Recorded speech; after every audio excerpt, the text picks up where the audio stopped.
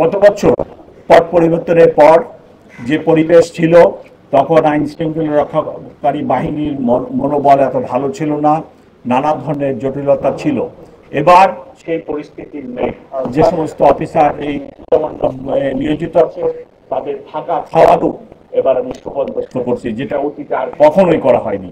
আইন শৃঙ্খলা সমুন্নত রাখতে নিয়মিত পুলিশের পাশাপাশি সাদা পোশাকে গোয়েন্দা পুলিশও মোতায়েন থাকবে। যে কোনো ধরনের জরুরি পরিস্থিতি মোকাবেলার জন্য সোয়াট, এক্সপ্লোসিভ রিকভারি ও bomb disposal team, traffic squad ও ক্রাইম সিন টিম সার্বক্ষণিক বিস্তারিত থাকবে। প্রতিটি মণ্ডপের পাশাপাশি স্বেচ্ছাসেবক নিয়োজিত থাকবেন।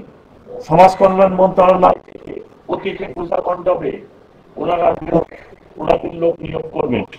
আমি পূজা উদযাপন কমিটির যে নেতৃবৃন্দ এখানে আছেন, আমি ওনাদেরকে রিকোয়েস্ট করব সমাজ কল্যাণ মন্ত্রণালয়ে ওই সকল ব্যক্তি নিয়োজিত হয় কিনা সেটা আমাদেরকে জানাবেন, বা আমাদের স্বরাষ্ট্র উপদেষ্টা মহোদয়কে জানাবেন, কারণ ওনাদের ব্যাপক সংখ্যক লোক এইবার নিয়োগ করা হবে পূজা মণ্ডপগুলোতে।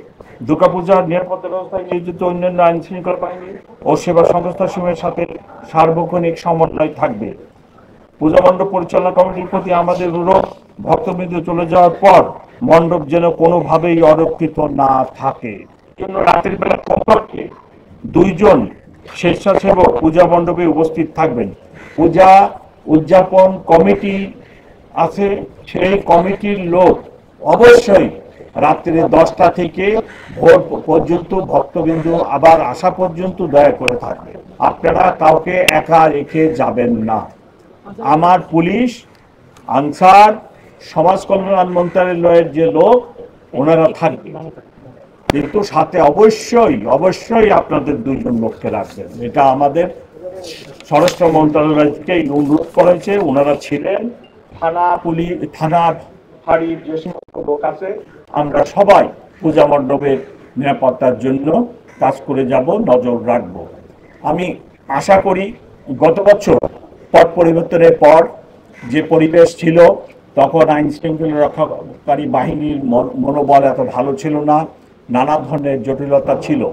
এবার সেই পরিস্থিতি নেই। এবার আইন শৃঙ্খলা রক্ষাকারী বাহিনীর লোকজন, বিশেষ করে ঢাকা মেট্রোপলিটন পুলিশের সদস্যবৃন্দ সুসংগঠিত হয়ে গেছে। পূর্বের নেই আমরা কাজ করতেছি এবং কোনো রকম কোনো সমস্যা হবে না। আমি আশা করি নিরাপত্তাযুক্ত কোনো ঘটনা ঘটবে না।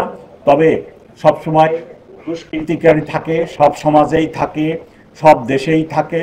সেই দুষ্কৃতিকারীদের হাত থেকে আমাদের এই উৎসব যাতে সুরক্ষিত হয়, তার জন্য আমাদের যেরকম সজাগ থাকতে হবে, তেমনি পূজা উদযাপন কমিটির লোকজনকেও আমি রিকোয়েস্ট করব আপনারাও সজাগ থাকবেন, কোনো দুষ্টু ব্যক্তি যেন কোনো দুষ্টামি করার সুযোগ না পায়।